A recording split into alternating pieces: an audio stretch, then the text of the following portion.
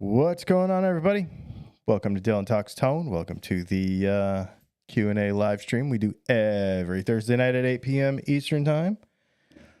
There is a thumbnail that just says Q&A tonight because we didn't have a whole lot of... I didn't really have anything to say. Like any kind of... There wasn't any questions that were like, oh, we should talk about this for a half an hour. You know what I mean? So if you have guitar questions, get them in the comments, put a bunch of question marks in front of them so she can find them, or use a super chat. We'll drop what we're doing and we'll answer those right away. Because as always, these are ad-free live streams that you can just not watch any ads when they're live. That's what an ad-free live stream is. And then we'll just turn the ads on later. We will also upload these to all of the major podcast platforms. Spotify and Apple and etc. So that's pretty cool too. Trying to think of what else I got going. Getting ready for another show. That's pretty nuts. Because that's coming faster than it sounds. March is coming faster than... It usually does because February's short. I know, but for some reason it's like, oh, there's a lot going on right now. It's already middle of February. Yeah, exactly. Yep, I agree. We got a super chat from Road Song. Thank you for the super chat. I believe that fenders historically have their pole screws set at different height. Why don't people do that to humbuckers? That's a great question. And thank you for the super chat. I hadn't necessarily heard of your name in a super chat before, or maybe even as a comment. So if you're new or newly commenting, welcome. I will say that has to do with old school string height or string gauges. We have a whole video on this. It really has to do more with the diameter of the core of the string. So when you have a wound G, when you have kind of some of the older school string gauges, the thickness of the core of the string was different than it is now. Couple that with a really extreme fretboard radius, like 7 1/4, and you have to worry about that. When you go to 12-inch radius, 10-inch radius, 9.5-inch radius, that's less of a problem. And also, string technology is such that things are much more even now. That doesn't mean that you can't adjust stuff and tune it in and tweak it a little bit, but overall, it's not as much of an issue as it used to be. Thanks for the question. That was a great question.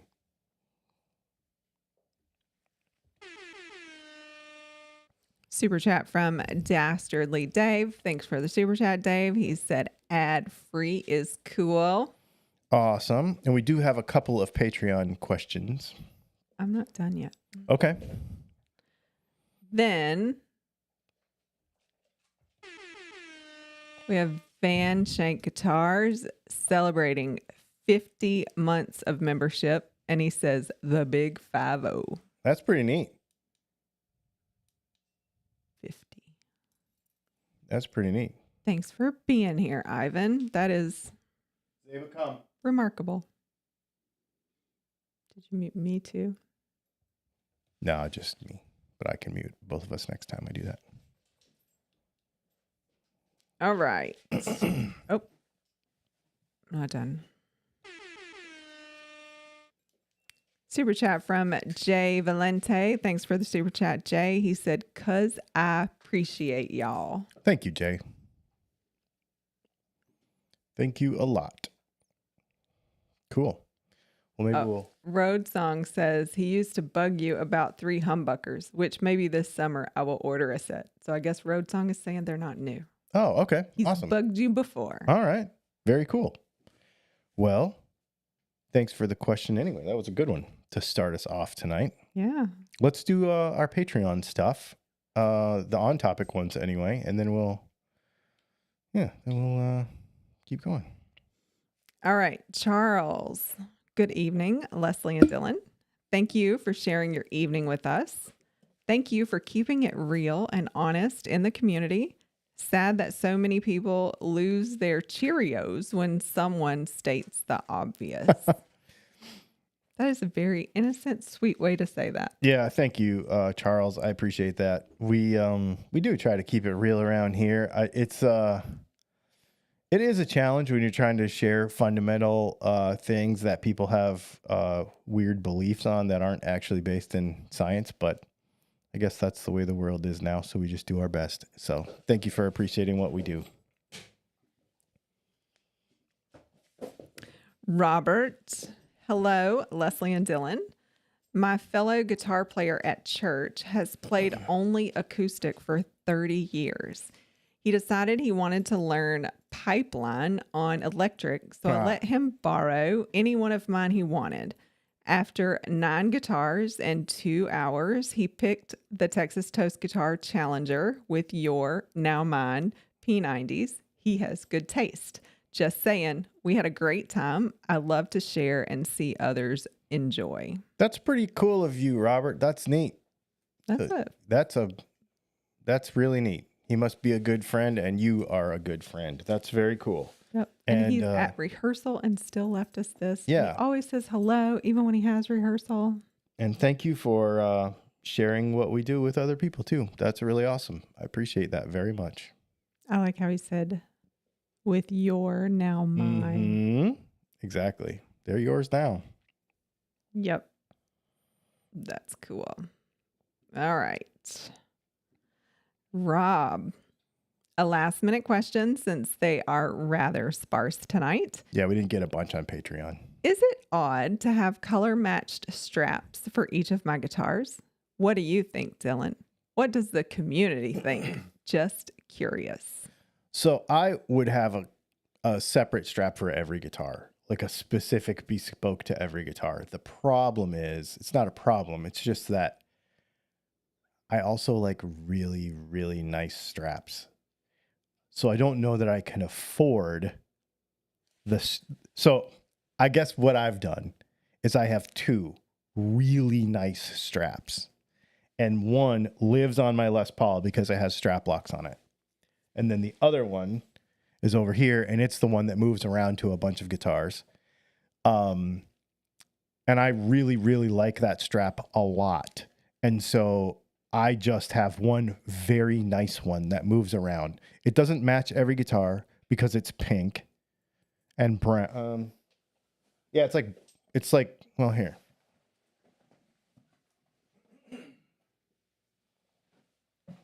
This is my really cool strap. So it's like a aged black sort of color with like an Asian pink silk in the middle. Anyway, I really like this strap a lot, but these are really, really not, this is anthology guitar straps, I think. I don't have an affiliate link with them or anything. It doesn't, you know what I mean? There's nothing like that, but they're not inexpensive. They're actually very expensive. So I was just like, I'm going to get a couple really good ones and then use it all the time because I really enjoy how it feels. And so that's what I do.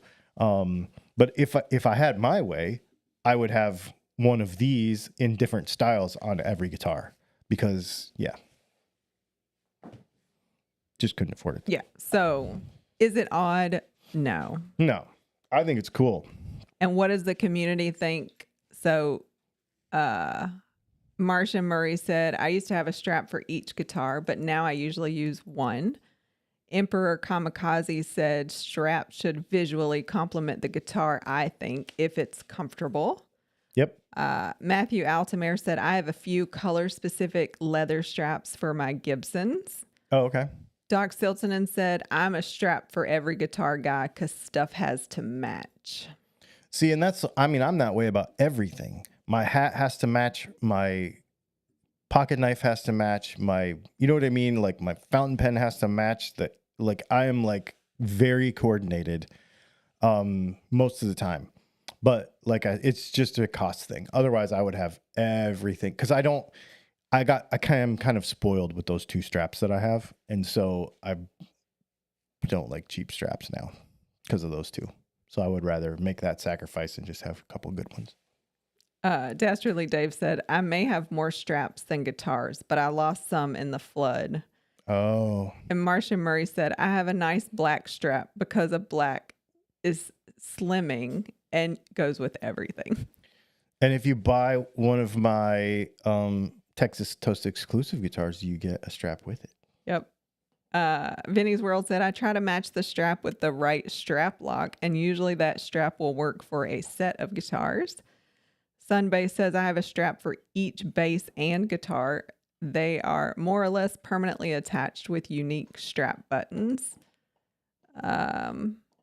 Curtis Chavez says, I have to have a strap per guitar. If not, I would forget to swap the strap to a different guitar and go strapless.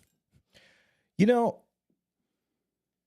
these are all really good ideas. And actually, Vinny, you're making me think that maybe I should just get a bunch of strap locks. The posts, so that I can just use them. So the juniors, you would have to use it backwards because it's on this side of the strap versus this side of the strap. But I could put them on my Telly and my Silver Sky and my other, my Texas Toast guitars. And yeah, I may do that actually. I'm glad we had this conversation because I'd been thinking about it because I do want to have more reliable, and it would give me more choices because then I would end up having both of my straps on both guitars could be used on all of them. So there you go. Van Chant Guitar says, I have one strap with strap locks on it that I move to whatever guitar that has locks on, and the Dylan strap that I use on the heavier guitars and basses. Oh, because he has one of the real OG ones that we had Speed and Design in Nashville make. Yep. Yeah. There's only a few of those in the world, and they're really nice. You didn't even in the keep world? One, did you? No, I don't even have one. I didn't think so. Mm-mm. I think Ivan has mine. Mm-hmm. All right. Well, what other questions? Gotten a couple questions so far. Let's do it. If you have guitar questions, put a bunch of question marks in front of it, and we'll get to it. We're going to have time tonight, so it's going to be great. All right. Emperor Kamikaze, do you have an opinion about Gretsch Filtertrons or those types? I like them a lot. I don't make them because the parts are very expensive and it's not a very cost-effective part for me to make. But I do like them. They definitely have a place. They're not a pickup that I would put. You know how you'd be like, oh, I put a P90 in anything. You know what I mean? But some people are like that. Oh, I want a Filtertron in the neck of a Telecaster or whatever. I wouldn't go that far. I think if I had a Gretsch type guitar, that a Filtertron would be cool in that guitar. But outside, and I would really enjoy that. But I'm not a person who's going to just go chucking one of those in a whole bunch of different guitars, like I am with a P90, for example. Hey, dude, can you put that over here?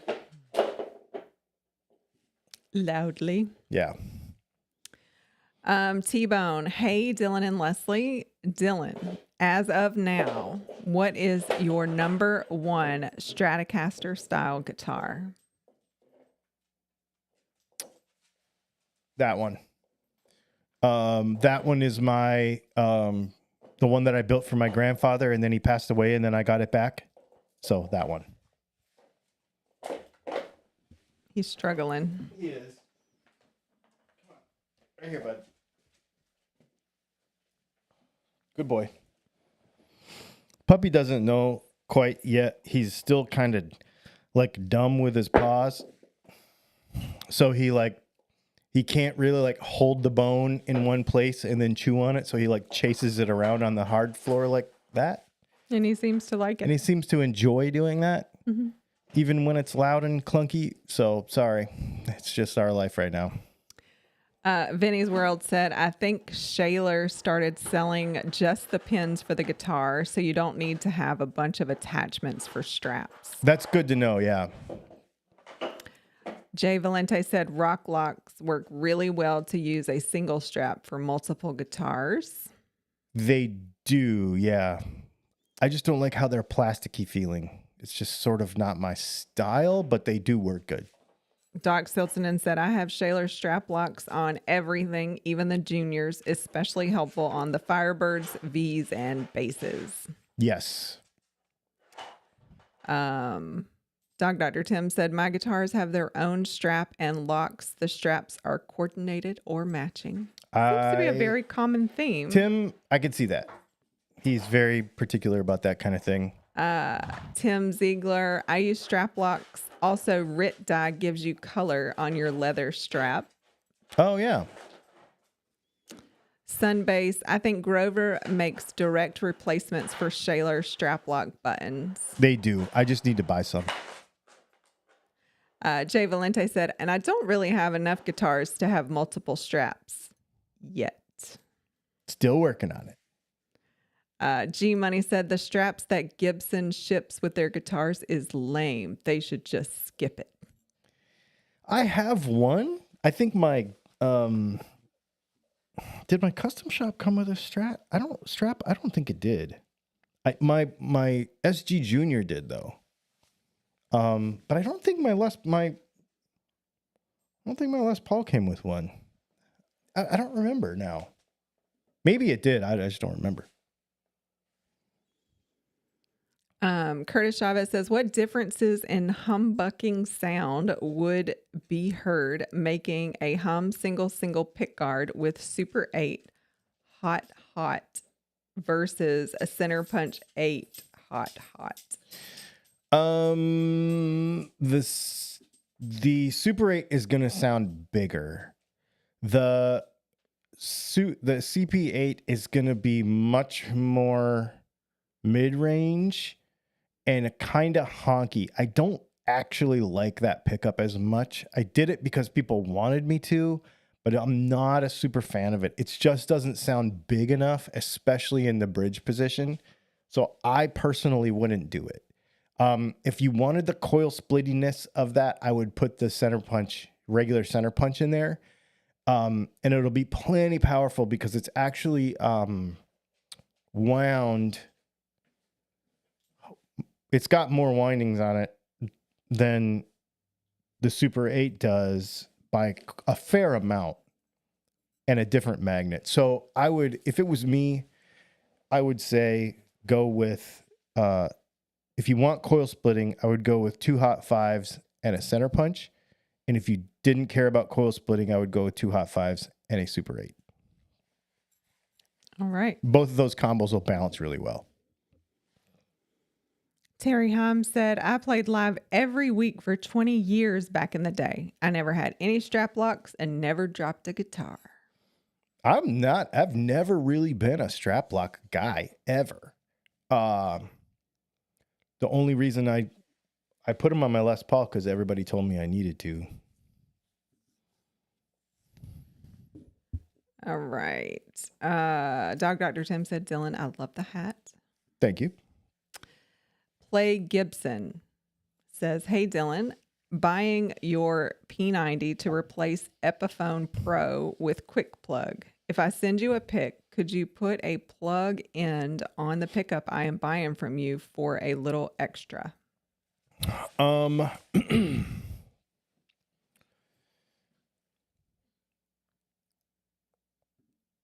Yeah.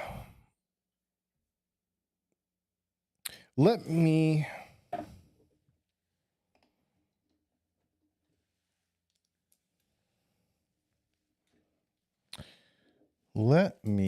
that is the Gibson. I think those are called like a Molex 3 or something. Let me look into this. Shoot me a message on the chat on the website. Like go to dylantalkstone.com and in the little chat bot thing down. No, it's not a chat bot, but a little chat thing down the bottom. I can buy those on Amazon. It'll probably be easier for me to just buy a bag of them and just have them here. And I suppose we could, because I get asked about this fairly regular, and make that an option for like an extra $10 or something to just put those on the ends so that people with the Gibson circuit boards can just plug them in. Because it would be doable. I've just never done it. So let's work on that. And maybe me and you can be a test case for it. I won't charge you for it. Let's just figure it out. And then maybe we can figure that out together. Edgar Cesario says, Dylan, I'm assuming he means would you try an Acoustasonic Standard since they are the most affordable one in the line? So I've played all of the Acoustasonics. I think they're amazing. My favorite one is the Jaguar or Jazzmaster one. I am of the opinion that the American-made one, the original one that's the most expensive, is the best because they are all exactly the same wood, same everything. My friend designed that guitar, and they're using basically the same stuff throughout the line, the Mexican ones and the American ones. Now, I don't know are they making an Asian one now? But what I do know is the beauty of the Acoustasonic is the functionality of the pickup. It's a neat guitar, but the form factor doesn't do anything for me. The reason, in my opinion, the reason the Acoustasonic exists and it's justified to exist is the pickup options and the combinations that you can get and the capability for playing various types of gigs and stuff. And the cheaper one does not have all of those options, and the more expensive one does. So I think when you buy the cheaper one, you're getting one, but you're also giving up the whole reason for having it in the first place, if that makes any sense. So I would, if I was you and you really did want one, I would save up and buy the good one because it's much more capable. That's my opinion. New Gun Guy says, Dylan, I know you don't do underwound on your pickups, but what is the difference in sound between a standard wound and an underwound PAF? Well, so here's the trick to that. It's not that we don't do underwound stuff. It's that what is underwound. So you could say, because there's many different measurements for everything. So I guess the standard for a PAF would be like 7.6K, which is usually about 5,000 winds. So you could go to 4,500 or 4,000 winds, but basically it would start to get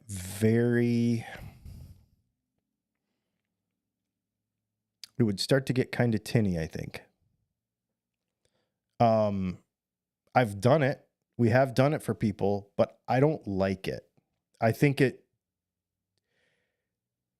doesn't make anything sweeter, or you don't get any sort of benefit from it. It's just less, and it's much harder to find an EQ sort of equilibrium that you like, if that makes sense. Aunt V said, I ordered a made-to-measure Explorer Custom. It better come with a strap, crappy or not, for the price they charge for those darn things. It should give me a neck rub too while I'm at it. Yeah, I'm stoked for you though. That's so cool. Made to measure stuff is neat. I would love to have a made to measure 57 gold top. That's what I really, really would love. Yeah, that would be really cool. Jason Gale said, is Stringjoy or Just Strings downsizing to just their own brands now? I don't know the answer to that. I haven't spoken to those guys in a while.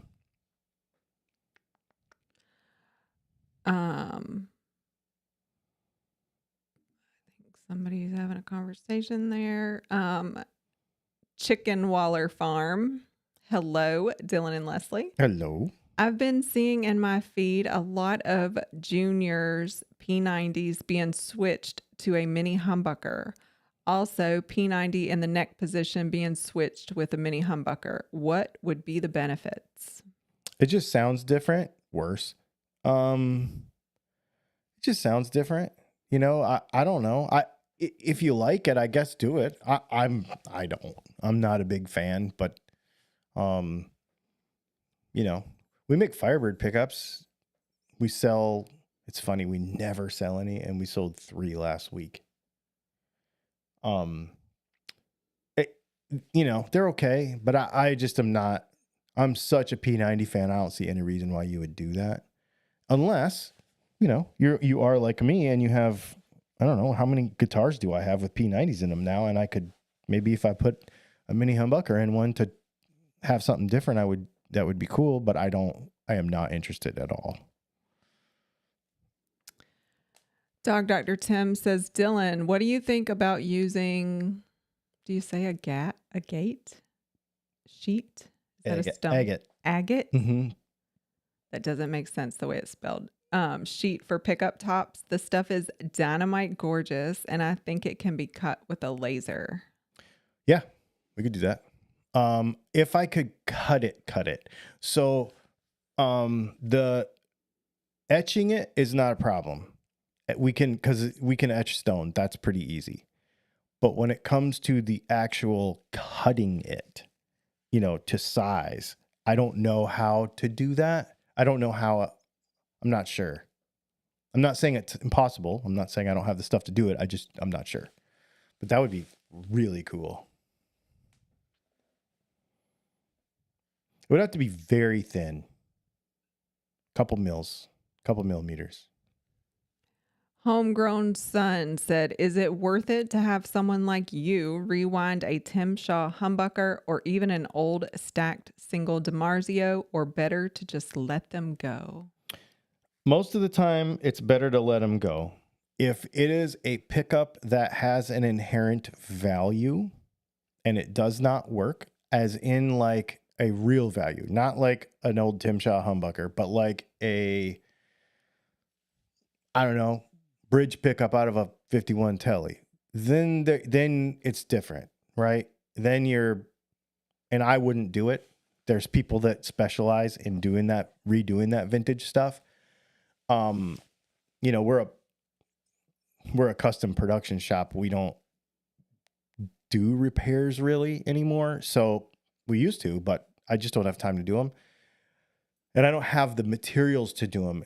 It's very specific when you rewind that stuff. So people ask me this all the time, like, well, I've got this, Screaming Demon, whatever, and it doesn't work. Can you rewind it for me? And I'm like, no, because it will cost more to do that than to just go buy a new one. So just go buy a new one. Unless that pickup's worth $4,000, because it's in a 1951 Telly or whatever. So, yeah. Plague Gibson said, thank you on the quick plug. I'll reach out in the next day or two. I changed my YouTube name. I am the previous Joe Coach from ATL. Oh, awesome. Excellent. Curtis Chavez says, I try not to be touchy with my guitars, but my ES 125 fell off of a strap. My heart was in my throat for at least half an hour. Oh, ES 125's rule. I used to have one. Tim C says, hi, Mr. and Mrs. Dillon from Tasmania, Australia.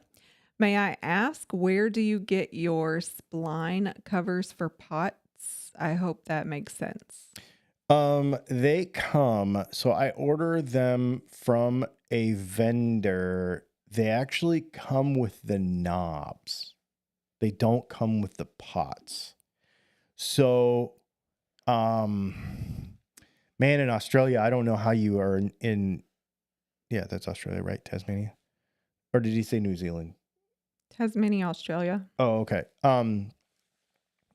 Sorry, I didn't mean to offend you by getting you mixed up with New Zealand. I know that's a thing. I think that you'll have to find a supplier local to you that sells them with the knobs or separate from the knobs. When we buy, so I buy a lot of knobs at a time, right? Like we might buy like, I don't know, 60 knobs at a time. They come in pairs actually. So it would be like 30 pairs of knobs. And then I get this bag with the knobs with a bunch of these little brass sleeves in them. So I don't know how to get them separate from that. Not sure.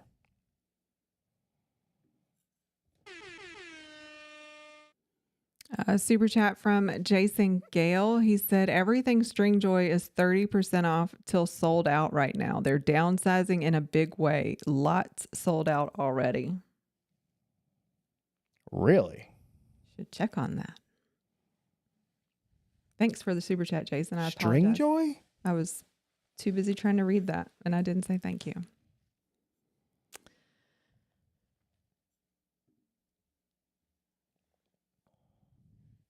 You want to pause to look at that? Or No, keep going. All right. I just want to go to the website and see what it looks like. Yeah. Aunt V says, Dylan, do you make stacked single coils like the Duncan Ingve ones? They scream in my modified Fender Mustang, but I hate using big brand stuff. We don't do any stacked single stuff.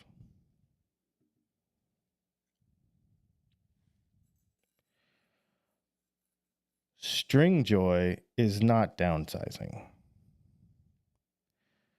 Are we sure we're talking about the same thing?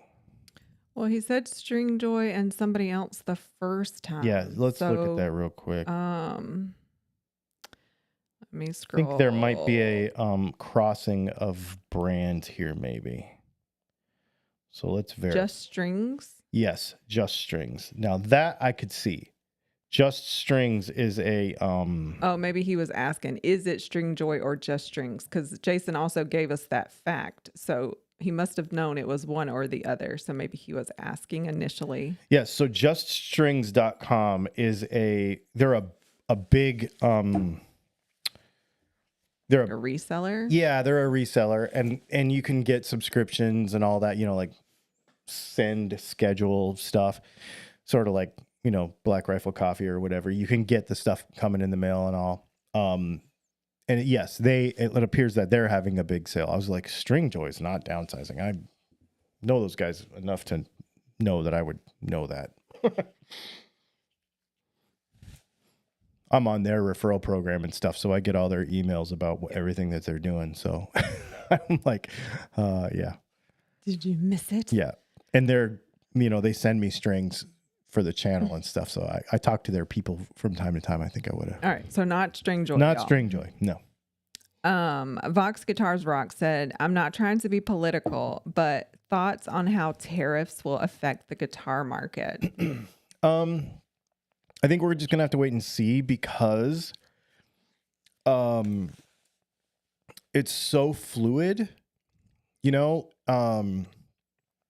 were going to be on last week, and then by the time a couple days later, then it was not really, and what you hear in the media is like catching up to what reality is, and or maybe not even actually fully understood. So I think I'm personally just gonna kind of watch it, and I don't know the answer to that. I know that there's a bunch of companies that are reacting and changing things. I've not actually seen it as much in the guitar industry. In the knife industry, it's massively changing a bunch of stuff. There's but it's not just because of that. There's a big company went out of business, so in the United States, so everything's in upheaval in the knife industry right now. So I don't know. I think that with all of this stuff, and again, not to be super political, but at least in my head, I'm just going to give you my take. I'm trying to not overreact to anything that's going on because everything is in an overreaction mode right now. And so we're just going to have to see how it settles out. And then we're going to have to make moves based on that. Because my biggest thing is copper, right? Copper's up 30%, which is ridiculous. So, it's really, really, really, it's a big deal, I'm paying a fair amount a pound more for copper than I was 6 months ago. So, and nickel, anything nickel, everything with covers like covers and base plates is up a lot. But that was up before. That wasn't because of this. That was up before. That's the other thing people need to understand too, is a lot of this stuff was up before. So I don't know. We're just going to have to see. That's the answer. Chicken Waller Farm said you can cut agate on a cheap tile saw. That sounds like a very cool idea. It does sound like a very cool idea.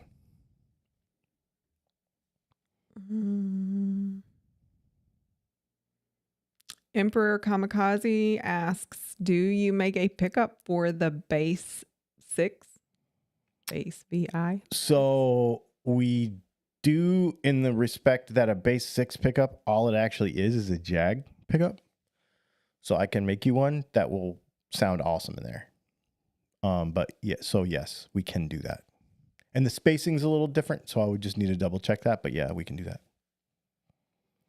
Doc Siltonen said, how do you wax pot the pickups that have a wire mesh top? Coils separately before adding the covers, or partially without getting wax in the mesh? Before. So anything that's got stuff that will be ruined by wax. So here's my rule. The point of wax potting something with a cover on it is to get rid of microphonics. If it's not going to be microphonic, then I'll wax pot it before and I'll put the cover on. If it's going to be microphonic, then I put the cover on first and then I wax pot it. If I can't have a successful melding of those two, then I don't make it because I want it to be a good product. So there's been things where I was like, this would look super cool, but it will be microphonic, but it will also get ruined when I wax pot it. So it's not practical to manufacture that way. So I would say wax pot like a bare pickup, like a no cover pickup, then put mesh on top after.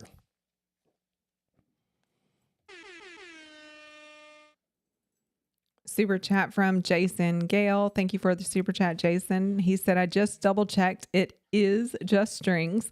Call their 800 number and you'll get the story. Oh, interesting. Okay. Thanks, Jason. Yeah, I hadn't heard of that.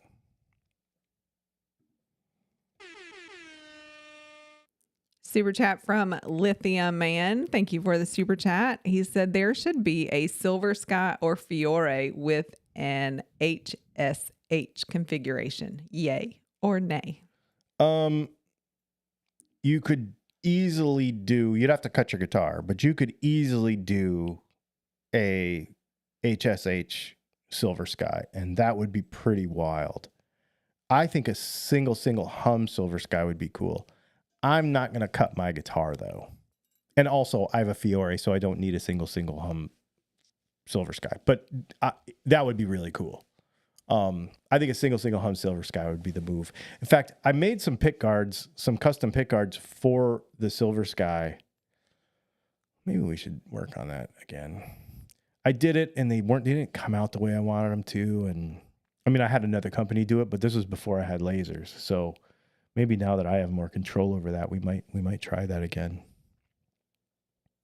Because aftermarket and replacement pick guards for Silver Skies are hard to find, especially in other configurations like that. Chicken Waller Farm said, my kids are very involved in my guitar mod adventures. I was considering a science project to have them build a diddly bow with me and wind a sewing machine bobbin pickup. Any advice? I think that is a fantastic idea. The other thing you could try, if you don't want to use power tools with your kids, is a fishing reel. You could try, and a fishing reel will give you traverse too. So you could try that. That'd be a fun experiment and a little more hands-on, because it would be very slow and you'd be able to teach them. But it's also very uneven, and the very first winder I ever built was from a sewing machine, and it was very not smooth, and so it was really difficult. So if you're trying to teach your kids to do something, just make sure that it's something that they might be able to actually do, and they're not super frustrated because the thing sucks so bad. You know what I mean? Power drills are also a thing. people will use like a variable speed power drill and then like clamp it to a table, make some kind of chuck on it so that it just spins at whatever speed, you know? So that might be another idea too. There's and it would be easier than a sewing machine. Sewing machine was actually really hard to retrofit. Honestly, putting a drill on a table, like making a little plate that bolts to the table or something, and then the chuck goes in it, and then you make something that can spin in the chuck and then figure out how to regulate the speed. Well, maybe a foot pedal or something that, you know, whatever. But that might be actually easier. But I think that's a fantastic idea. The dude from I was talking to who was I talking to at this last guitar show? Oh, Drew from Walsh Guitars. He had a guitar there that he let his kids paint, like splatter paint it. And they're like, you better not sell this at this guitar show. This is like our family guitar now. They were really invested and connected to it. So, and when our kids were little, we did the same thing. We took I had a cheap SG copy. Well, it's an Epiphone SG. And I cut a piece of canvas out because it's, you know, the SG's flat with the edge on it. So I cut it out the same shape. And I let each of the kids, one painted one that would go on the front and one painted one that would go on the back, and then we glued it to the guitar. So we had that around for a long time. I tested pickups in that guitar. So, yeah, getting your kids invested in that stuff's really cool. I dig that. BR says, any experience with Kiesel pickups? If so, what were your thoughts? I don't have any experience with pickups by themselves, but I've played his guitars and they're really nice. I like them. Tim C says, hi again. No offense taken with the New Zealand reference. Have been using Geiger tuner knobs and bridges in my custom builds lately to keep the costs down for the client. Any thoughts, mate? So, I think from what I've heard, now I've not used Geiger a lot. I actually have a guitar coming from New Zealand right now. It's on its way that uses Geiger tuners. And apparently they're good. I've never used them myself, but also I don't I guess the trick would be, if you're trying to balance cost with quality, then you just have to make sure that they're good, that they do what you need them to do, and that they're reliable. That's not typically how I do it, but if that's what you need to do for your build, then definitely.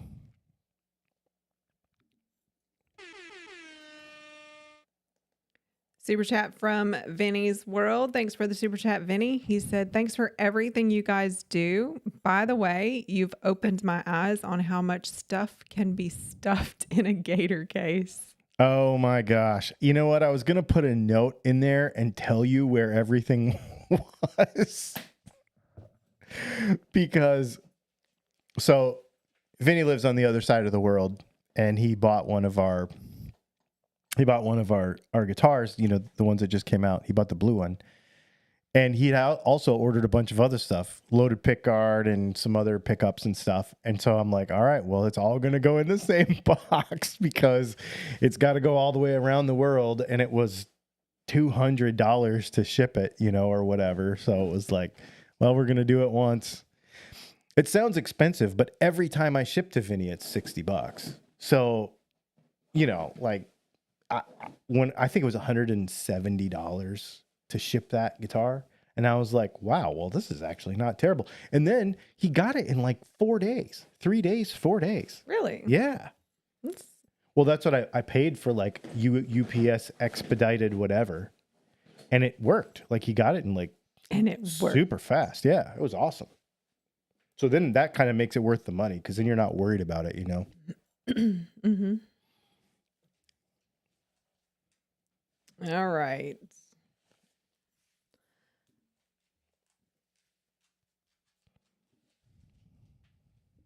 Recline. Have you ever heard of DGN guitars / pickups? No. That's all we got.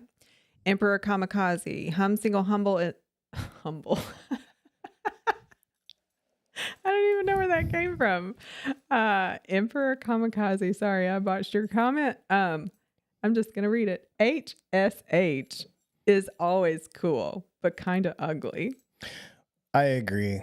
And I don't typically, if I have a single hum guitar, I'm going to use, so I have a Les Paul, right? So I'm going to play hum guitar is going to be my Les Paul for sure. And then if I'm going to do a single guitar, obviously, but a single hum to me is the most, that is the jam. Oh, that's the best. And that's for me anyway. Someone's dad said, "What's up with bootstrap pickups?"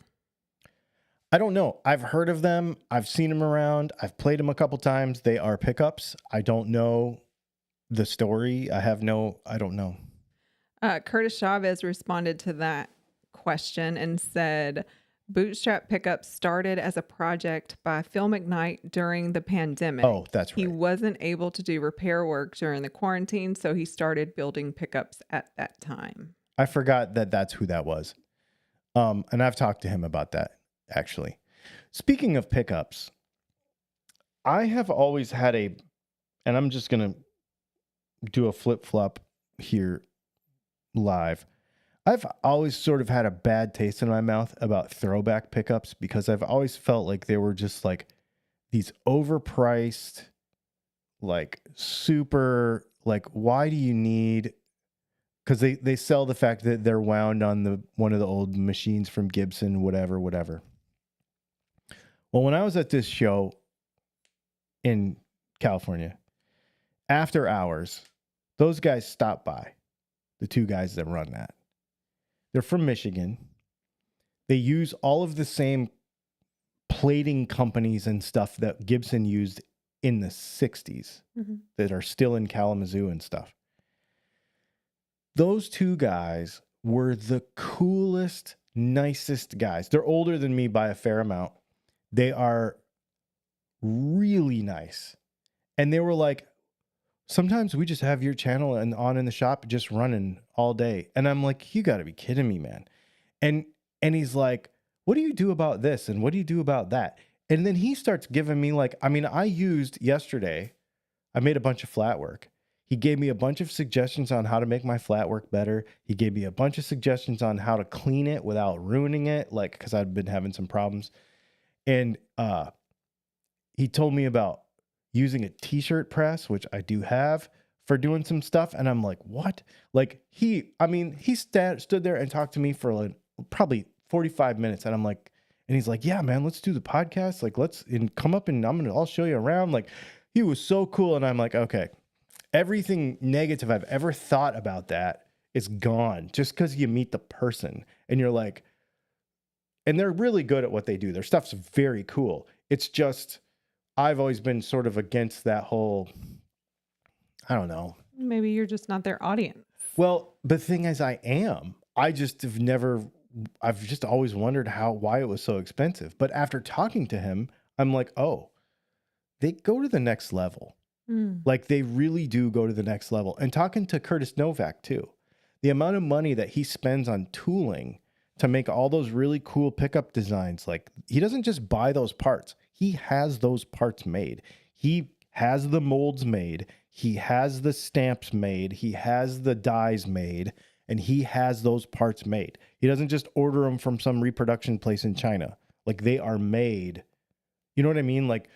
So there's a reason for all that stuff. And I'm like, instead of being like, well, this is kind of dumb, I'm like, well, that's kind of what I want to be when I grow up. That stuff's really cool. So it was really nice to spend that time having those conversations. Yeah, way mad respect for them, for sure.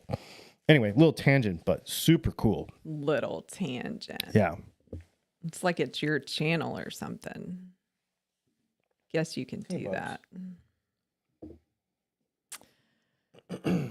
We're going to have to do a... lightning round? Oh, Oh, hang on. Do a what? Yeah, that is what I meant, but I was seeing a correction. Somebody, um, where did it go? Vinny's World said Black Stock. William De Silva said Bootstrap wasn't Phil McKnight. William De Silva said Phil McKnight was Black Stock. Right. Black Stock is Phil's. Bootstrap is a guy in Ohio. Oh, okay. Okay. So thank you for the correction. Come, buddy. Come on. Let's see. Yeah, someone's dad said bootstraps are USA made from scratch and $54 a set for strap pickups. Long lead time, but crazy affordable. Vulcanized fiber bobbins cut by them, not Phil McKnight. Yeah. Cool. All right. We have to go faster. John Gabriel, any interest in the Kiesel anniversary run of $1,400 Aries? Yeah, maybe. I don't have one. I don't have a Kiesel. Terry Ham said, I put a set of Geiger locking tuners on a cheap guitar and they seem to work great. As good as any of my guitars with Grovers on them. I've heard they're decent. Chicken Waller Farm said, oh, I was just going to literally wind a bobbin into a pickup. Diddly bow only has one string and literally wind it on the machine as if it were thread. Oh, well, that makes sense. Sunbay says Geiger is very hit or miss. The Geiger Rotomatics are nice for guitar. Their headless system is a direct copy of the Hip Shot and is a terrible copy. That would make sense, though. Those are they're harder to pull off. Emperor Kamikaze said, I'm slowly repairing and gonna customize my old state-of-the-art Chibson. Add a Super 8 on the list. Excellent.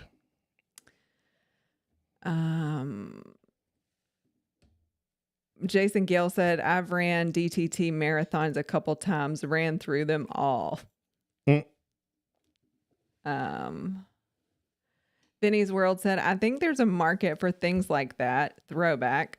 While I'm not their target audience, I think them and similar makers are in the same vein as doing cool things for being cool.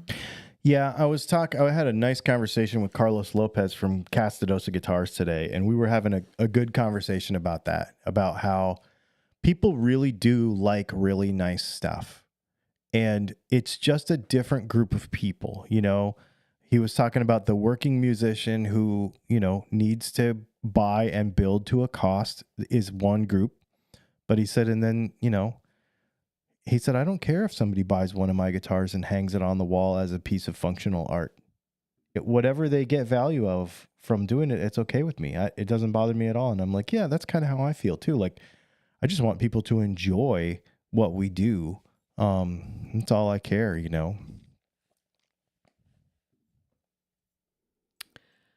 Lithium Man, do you think bone nuts are overrated?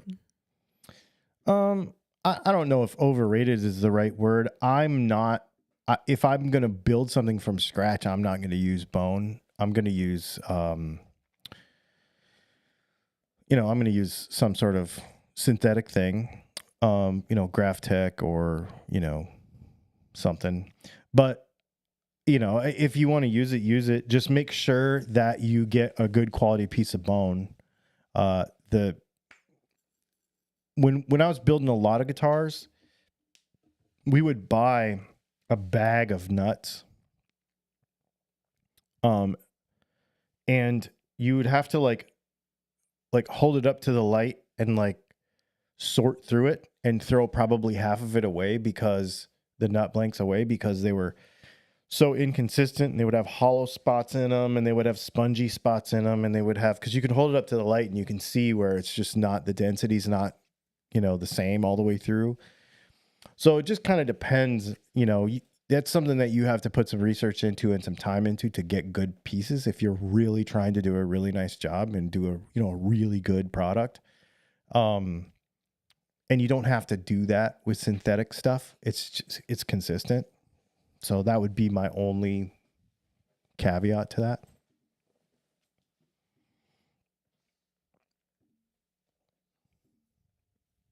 Five minutes. Dom D, throwback pickups sound pretty good. My friend pulled his Murphy Lab pickups out and threw those in, and we A-B'd those against my Murphy's Lab. And honestly, we kind of both liked mine better. Interesting. Deja. I knew Dylan would love the cork sniffers at that event. Most of that crew are so cool, but yeah, they will use flowery language and charge an arm and a leg. Shane Walton, yesterday I got a Tele Deluxe with a Fender wide range humbucker in the neck. Thoughts on them, and is there a proper way to EQ them? No, just play them.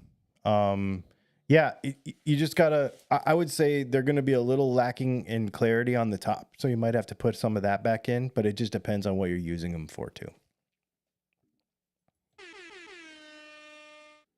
Super chat from Lithium Man. Thank you for the super chat. He said, I just got an S2 Custom 24 in the mail yesterday. Gave it a pair of 8515 pickups, and now I feel like I'm in a club, as dumb as that sounds. Dude, that's cool club to be in. I don't have one of those. I have two PRSs, but I don't. So sounds dumb to say. I have two PRSs, but I don't feel like I have a real PRS. You know, like because I have a Fiore and a Silver Sky, so I feel like I don't have a. You know, like the PRS, when you look at it, like, oh, that's a PRS. You know what I mean? Like, I don't have one of those. And so, yeah, that's a cool club to be in. Those are neat. All right. Tim C said, I'm going to have to send you some Tasmanian whiskey for one of your live streams. Love your work, dude. Oh, man. I'm willing to try coffee and any sort of liquor from all over the world. I love that. That's really neat.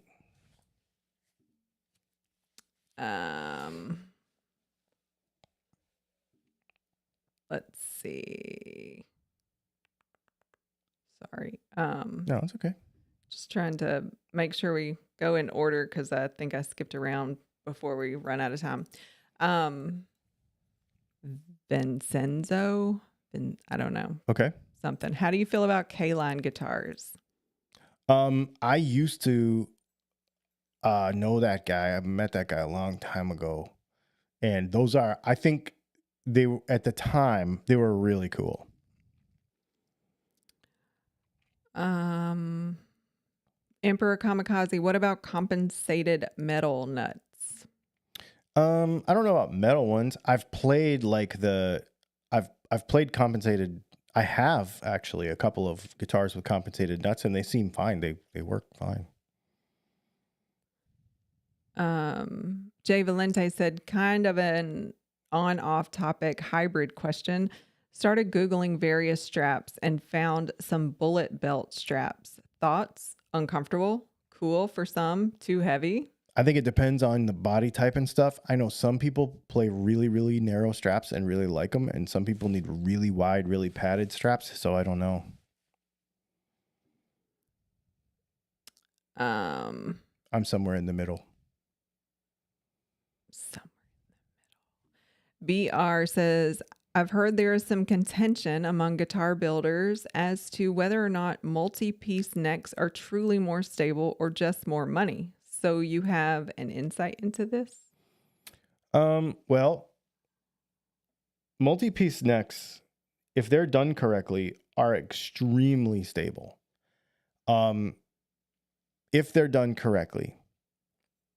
I have had them both ways. That's one of the reasons why they do them in bases, because they don't move. But they are, and it's not necessarily that they're not necessarily more expensive to make either. It just depends. I think people will assign a value to something or assign because it's infinitely more complex to do it, but it's not out of this world. And it's also not always necessary. It just depends on the application. I think I think it's more about when you have a guitar builder that's thoughtful and it's like, I'm going to use a multi-piece neck here in this application and not in this application for this reason and this reason. You go, okay, makes sense. You know, I don't think that one of the things I think that people get in the habit of is every time there is a particular feature and it costs more, that the guitar companies are trying to sell you something you don't need all the time. And it's just not true. It's just, to me, that's too cynical a way to look at it. I think sometimes people do it because it's cool, because cool stuff is cool. Sometimes they're trying to solve a problem. Sometimes they like how it looks. You know, it could be any of those reasons. We got Dreaming Puppy over here. Mm-hmm. All right. It's 9:00. It's 9:00. That means it is the off-topic hour. So here's what we're going to do. You can ask a guitar question after 9:00 if it's in a super chat. If it's not in a super chat, we're going to ignore your guitar question. We would like you to ask any other off-topic question in the world that you want, and we'll try to answer it. We do this to hang out with you, get to know you, just be friends as best we can, you know, over the internets through a camera. But we do it every week, and it's been very fun. So if you have off-topic questions, do we have some already? Mm-hmm. Oh, excellent. Well, there's one you have, and then there's some that have come in. Okay. Oh, this is kind of a downer, but it's okay. Rob F. Hello, Leslie and Dylan. Not sure if you all have heard, but I have some sad news. Recently on 60 Cycle Hum, I learned that a longtime DTT community member, Sassy Cat, has passed away. Oh. Yeah, I remember the name. Yeah, I do too. Family members have asked for those who wish, please make a donation to the Wellington, Kansas Humane Society in Sassy Cat's name. There you go. Wow. Yeah, feels like not too long ago. Yeah. Yeah. So I don't know what the story is. I suppose I could ask Ryan at 60 Cycle, but yeah. Thank you for sharing that, Rob. Yeah. Anyway, so that was probably, I wanted to pass that along, even though it's not super happy, but definitely wanted to pass that along. Thanks for sharing that with us. What else we got? Aunt V says, I'm into fountain pens too. I settled on a Pilot Vanishing Point and I've never looked back. Man, so I bought her of Decimo, and I've got all kind of other stuff, and I never had a Vanishing Point, and I bought one 2 weeks ago, and I have to tell you, you have to have one. They're so good. It's just so handy. It's what I have on my desk for, if you've ordered pickups from me in the last couple weeks, I'll always write like a handwritten note on all the orders. And that's the one I've been using because it's just so nice. It's just, I don't know, I really like it. It's just convenient, click. Crankshaft says, ever tried Boone's Farm? Comes from an area of the world called Boone's Farm. It's in the Mad Dog 2020 region. And when I read that, I was like, yeah, I feel like I had lots of friends that probably almost died from Boone's Farm or Mad Dog 2020 back in the day. Boone's Farm.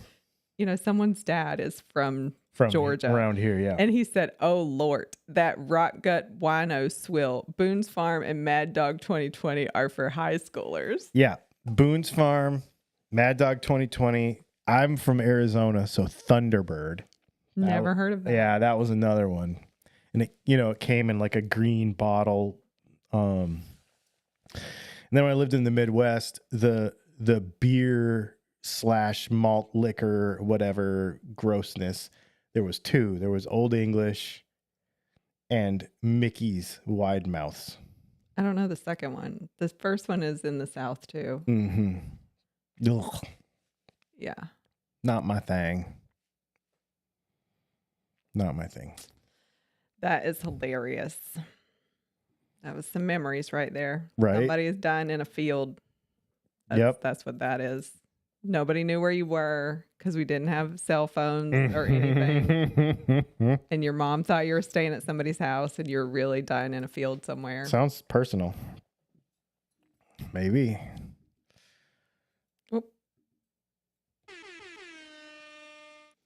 Super chat from Lithium Man.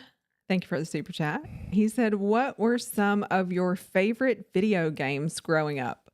One of mine was Crash Bandicoot, and the Beatles Rock Band made me want to start playing guitar. What's yours? Well, now that you're grown up. Now that I'm grown up, I don't know. I still like the stuff I liked when I was growing up. But I'm a Nintendo, 100%. Yeah. All the Super Mario. Mm-hmm. All of them. So I am obviously racing stuff. So I wasn't a big first person shooter.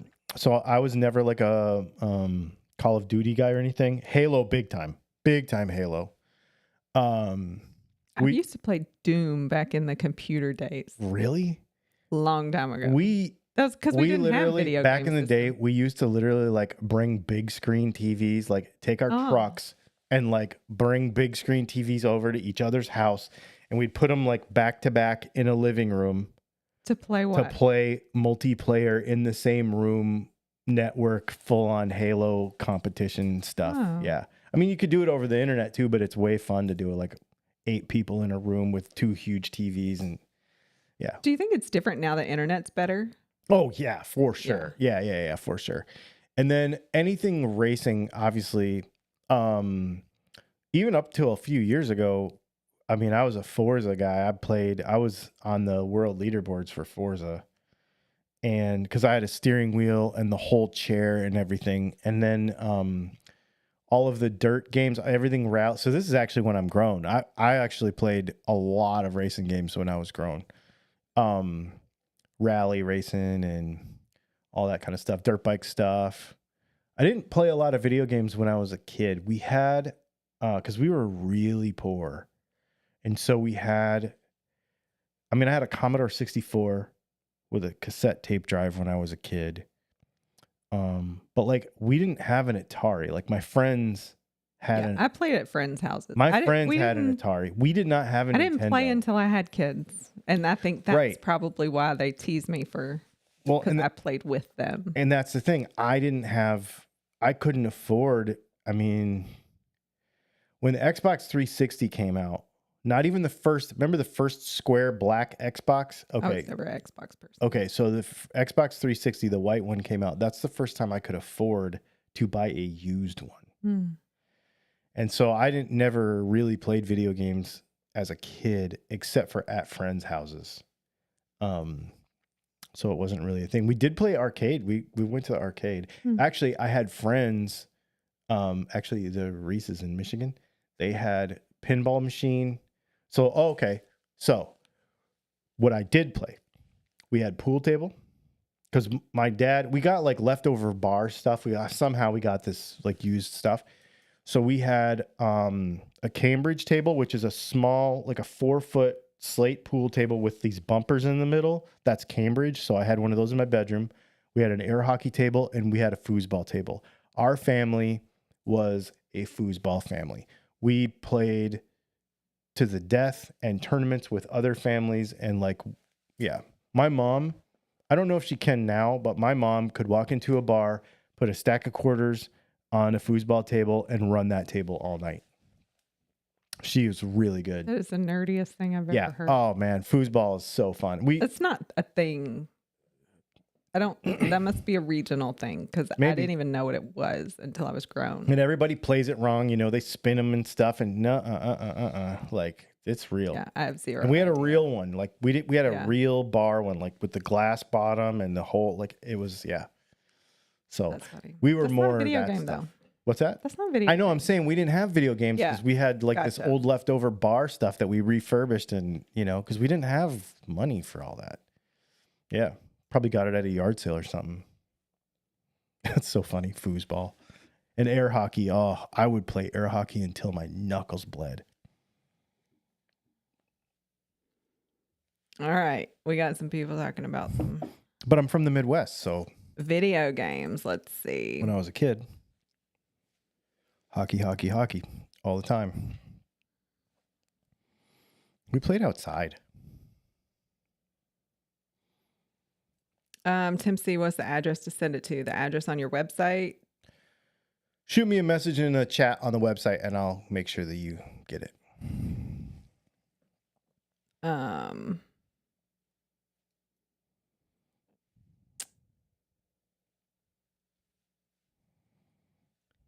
Someone's dad said I started into the fountain pen game. First was a 1980 Meisterstück. Meisterstück, which is what this is. Nib was way too wide and soft. Just settled on Office Depot Parkers. So cheap, so sharp. If you don't want your 80s Meisterstück that's too soft for you, let me know. I would be interested if you haven't sold it already.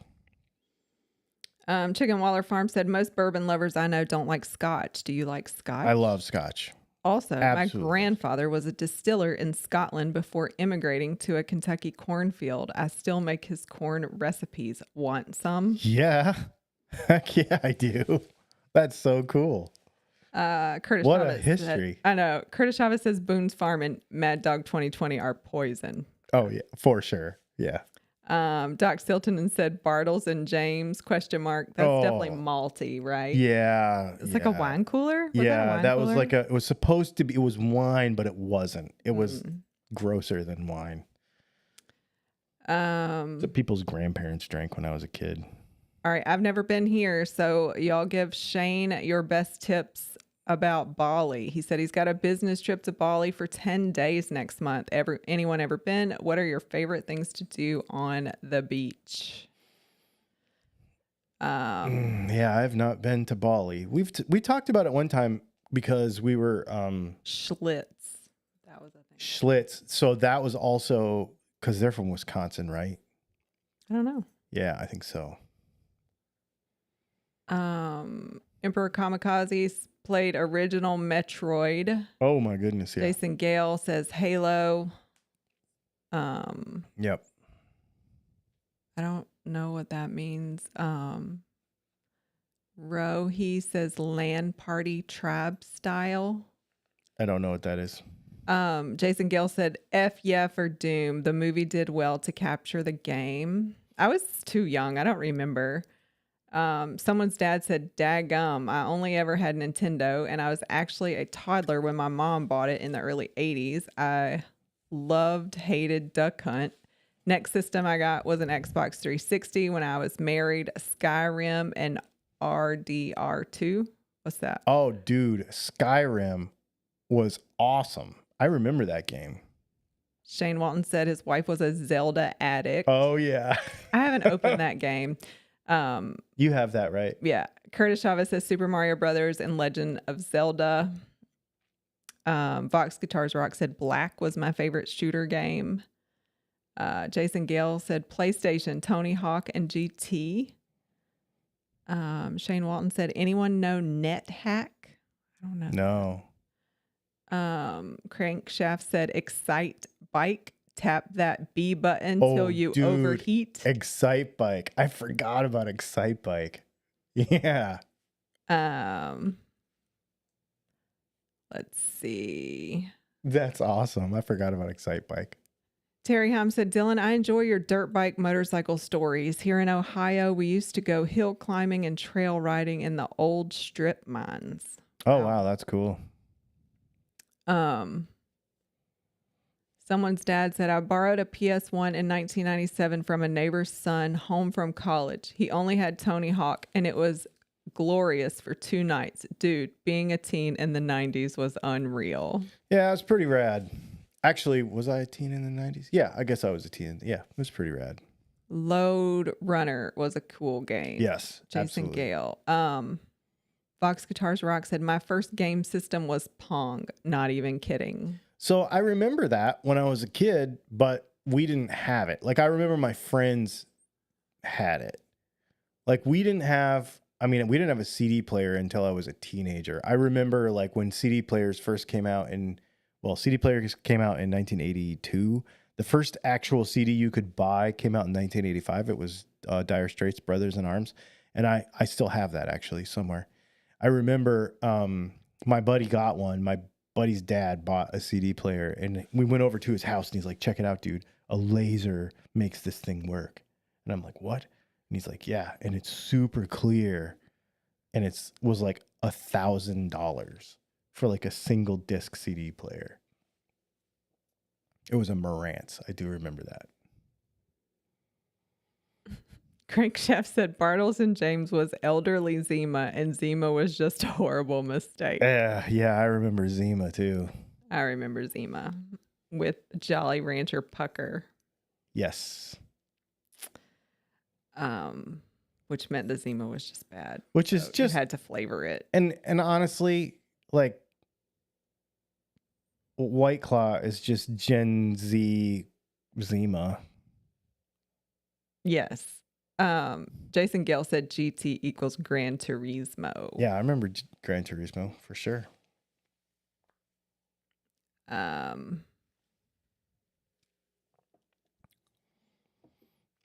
should just make a drink called Gen Zima.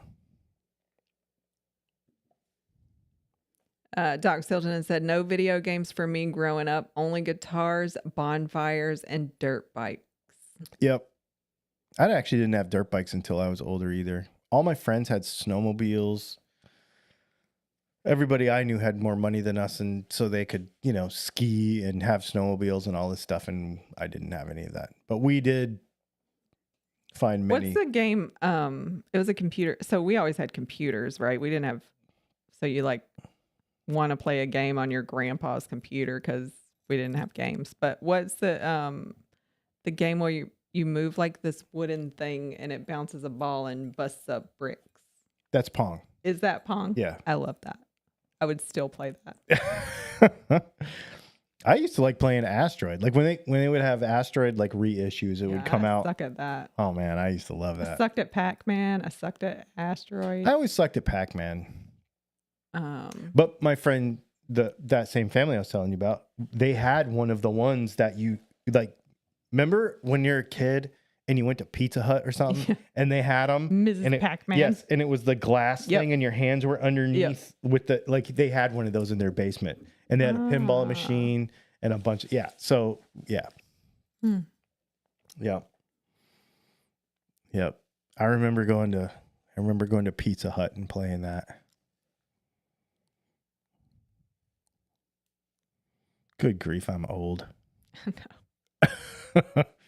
Anybody who can remember Pong is like already when like you got dating themselves. I had what was that called? Like you got like, it was a reading thing and you got like free personal pan pizza if you read so many books. Like, oh really? Yeah. I don't remember. Book it. I do remember Book It. Yep. And the book club at school and Highlights magazine. Yeah. Oh man, I'm old. Back in my day, you could learn something. I didn't learn anything at school though. School was already ruined. Oh, Robert Hastings is here. He says, hi, I'm catching the off-topic time tonight. Awesome. Rehearsal must have went short. Yep. I saw some meme yesterday about the square pizza and chocolate milk. They're like, this is how much health mattered when we were kids. You're eating pizza and drinking chocolate milk by 11:30. Like, and it was that square, like the square school pizza. That you loved because it was so awesome. Yeah, that was on Wednesdays usually, probably. Ours was on Friday. Was it? Yep. Chocolate milk on Friday. Wait, you only had chocolate milk on certain days? Yep. Yeah. Oh, you could always choose your milk. Oh, I will tell you. I always chose to give my milk away. Speaking of like giving up personal information and like my version of like redlining or whatever. So when I was a kid, I remember this in 3rd grade or 2nd grade or whatever, elementary school, Silver Creek Elementary School. The low income kids, so I was low income big time. So we had like food stamps and all that stuff when I was little. But you got a punch card, you got 4 punch cards a month for your school lunch. And so you would walk in the lunchroom and there would be a student working with the lunch lady and she would punch your card. with a little, like a star or something, punched it out, right? What just got on me? One of those bugs. Is it gone? Yeah, it was probably that bug from The Office. Why did you take care of it? I don't know. Is it not on me? It's not on you. It's way over there now. I flicked it. Are you sure? Yes, I flicked it over there.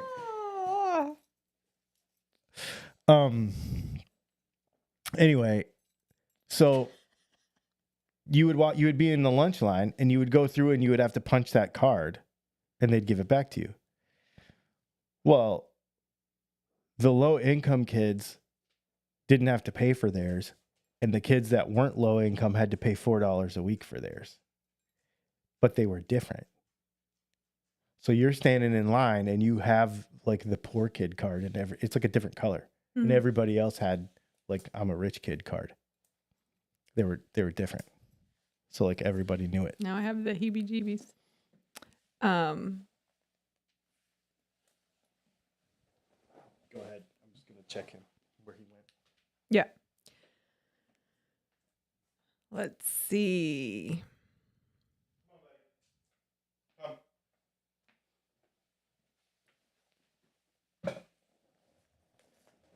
Chicken Waller Farm said, I'm only 50 and I'm offended by that Pong comment. Right. Marcia Murray said, I love the Book It free pizza. Someone's dad, Pizza Hut. I got a free Bigfoot pizza on Abercorn for reading a crap ton. Like Abercorn, like in Savannah. Shane Walton said, games were okay. I was never any good at them. Decided having a girlfriend was more important.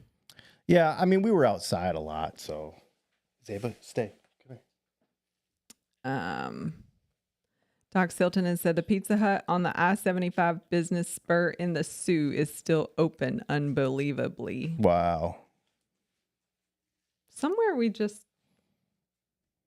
driving Sunday when I was at Ashley. In one of those little podunk towns we went through, there was like a lot of restaurants in the middle of nowhere, and they had a Pizza Hut. But they had like a Japanese restaurant and a Mexican restaurant. I was like, who eats here? Yeah, because it's probably like a 2-stop light with a railroad track. It wasn't even, I don't even think there was red lights in that town. Really? I was like, what is happening? Like, where do these restaurants come from? Really? Yeah. But they had a Pizza Hut because I was like, oh, that's like a traditional looking Pizza Hut. I think there's one down by the kids too. So maybe they just live in like small towns now or something. Someone's dad said they're not stink bugs. They kind of look like they're not. Yeah. They're I can't remember what they're called. They're Japanese something. I forget what they are moving south. We had a big problem with them one time when we were in the motorhome in Indiana. Yep. But we were in Elkhart, Indiana. That is the first time I've seen one here, and I didn't know you didn't get rid of it. It just touched me. Mm-hmm. I forget what they're called. I don't know. But they are annoying. They're not dangerous. I don't think they do anything. But they're just... But they do eat crops. Oh, do they? Mm-hmm. I don't have any crops. Sorry.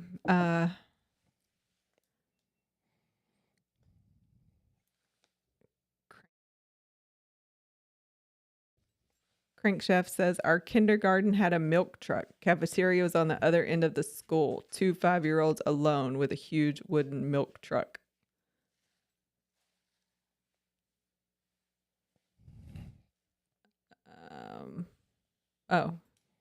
Someone's dad said, yeah, because I'm from Savannah, ma'am. Oh, that's right. I didn't know. I don't think I knew that. Isn't he he's the over one that's in like west of Columbus Atlanta. Somewhere or something, yeah. West of Atlanta. Yeah. Somewhere. Mm-hmm. That we haven't seen yet. I do have it still marked on a map in Google Maps so that when we're over there, we're going to go. Yeah. We haven't because he has been a pawn there. shop or something, right? Mm-hmm. Yeah. Jason Gale said, I was sent to the principal a bunch of times. I'm assuming to be paddled before the end of first grade. Yeah. Back in the day. Paddling was still a thing when I was in school too. Yep. And then we had a principal. I don't remember what grade I was in. but they were like a stickler for like, you had to walk 2 blocks from the wall. And if you touched the wall or got in trouble for any reason, you had to wash walls. Like, Really? it was like slave labor up in that school. Like, really? hands and knees washing walls. Them some clean walls though, because somebody was always Because you were not allowed walls. to touch them. But 2 blocks away from the wall. Noonan, Georgia.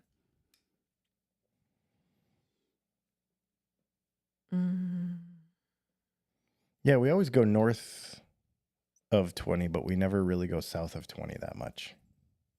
Unless it's to the airport, but then that's still really close to Atlanta. Yeah. We usually go, well, the farthest, we go to Adventure Outdoors. That's the place I go. Yeah, but that's still north. That's north a west. fair bit. Yeah. Yeah. Northwest. Smyrna. Yep. Oh, someone's dad said paddling is still a real thing in all K-12 Alabama public schools. I didn't know it was still a thing anywhere. Figures it'd be Alabama. I don't know that I meant to say that out loud, but it's kind of true. You said it out loud. Yeah, I don't know. I didn't know it still existed anywhere. I feel like it went away when I was in school, so like that was a long time ago. Mm-hmm. I mean, I remember them talking about it every year. Oh, really? Yeah. Like I remember it being a discussion, like should they bring it back and all that stuff. Yeah. Chicken Waller Farm. You ever been to Hahira? My wife's family's farm is in Hahira. I don't know where that is. I don't know where that is. He was talking about Kentucky earlier. So like, is that in Kentucky or is that in Georgia? I don't know. It doesn't sound familiar.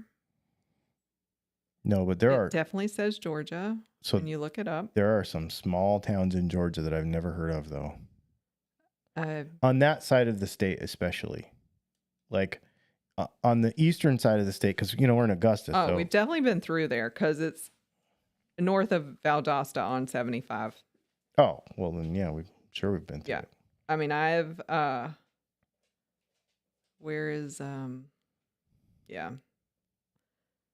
to Valdosta many, many times. I'm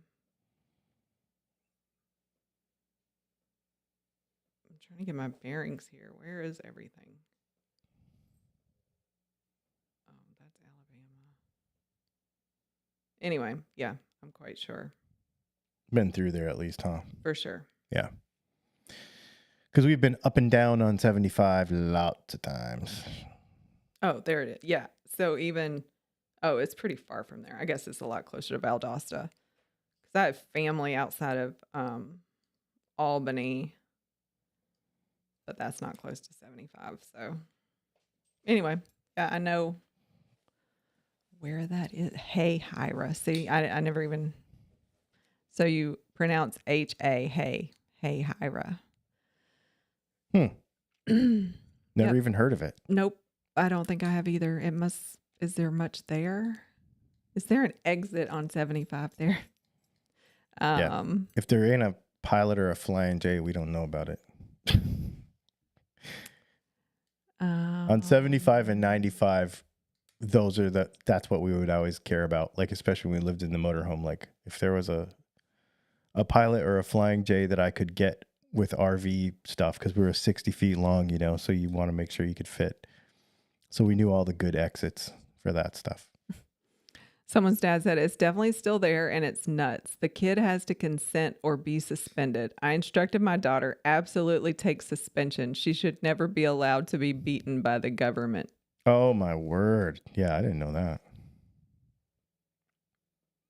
Yeah, I never did paddles. My mom was called. Yeah, I think that's how my mom signed it too. My mom was like, I will come beat her butt if she needs it. Like, don't bother, just call me. Yeah. Yeah. I mean, that never happened. Doc Silton said, did you ever go to see the Olympic ski jump training facility by Iron Mountain?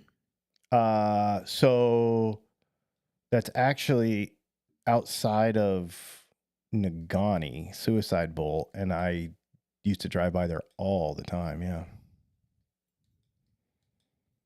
We used to go to them because, they'd have practices and stuff. It was only like 20 minutes from my house. Yeah, I-75 does go a long way, Doc. Dr. Tim said I grew up within 10 miles of I-75 in eastern Tennessee, Claxton, Tennessee. Oh, yeah. Jason Gill is like, does anybody know Chuck Lavelle? Anyone? Somebody from Georgia. He was like, do you know what I'm talking about? I don't. So I don't know if anybody else does. Chicken Waller Farm said, no, there's nothing there except armadillos and Spanish moss. That seems pretty west to have Spanish moss. Is it wet there? Is it swampy? Might be.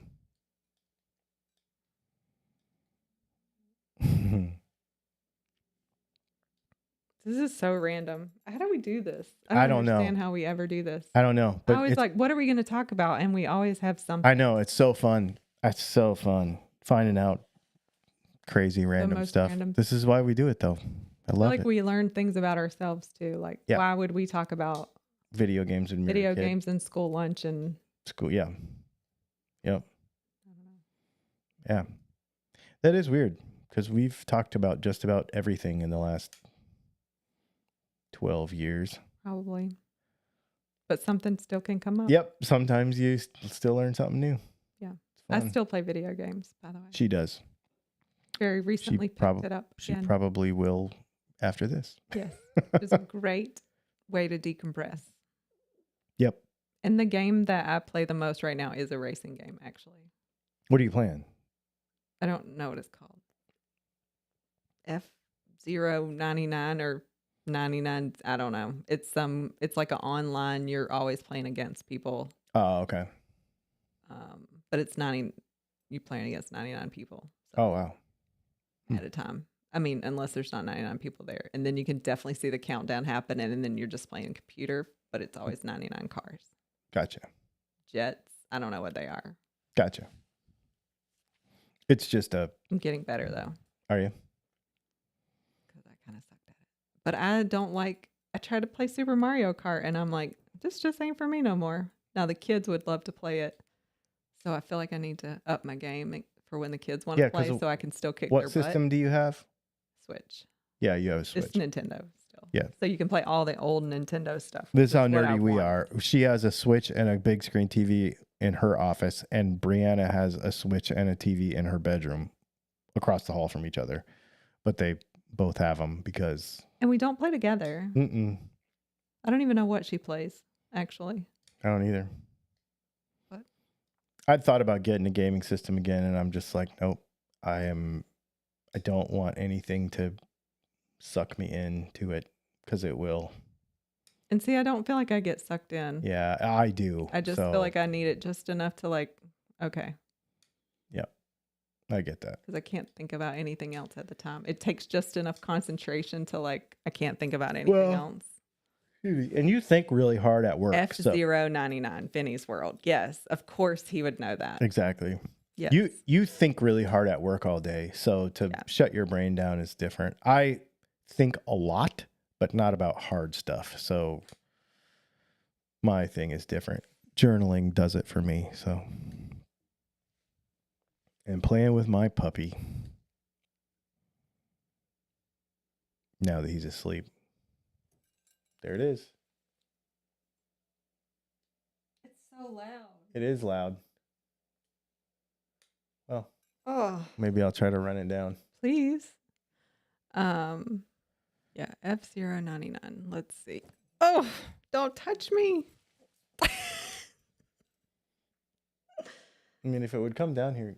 No, it just touched me. It was, he said it's an hour from Okefenokee Swamp.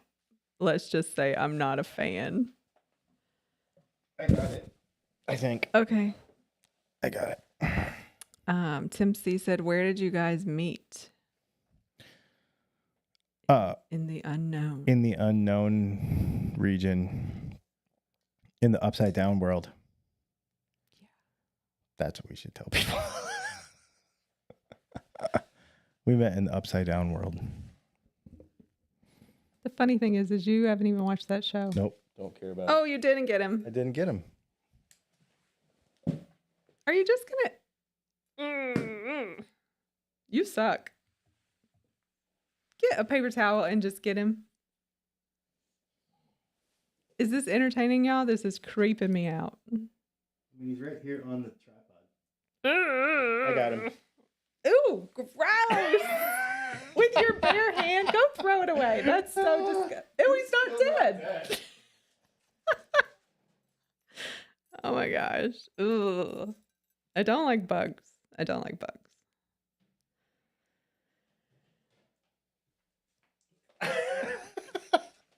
Doc Silton is laughing at us. I'm like, oh, that's horrible entertainment right there. Done. The dog is like, what is happening? What are we doing? What's happening? What happened? Yeah. I missed it.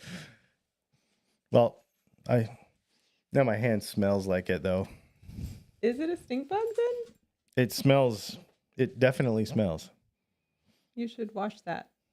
I should. What do you smell, buddy? Mr. Super Nose over here. He'll smell anything.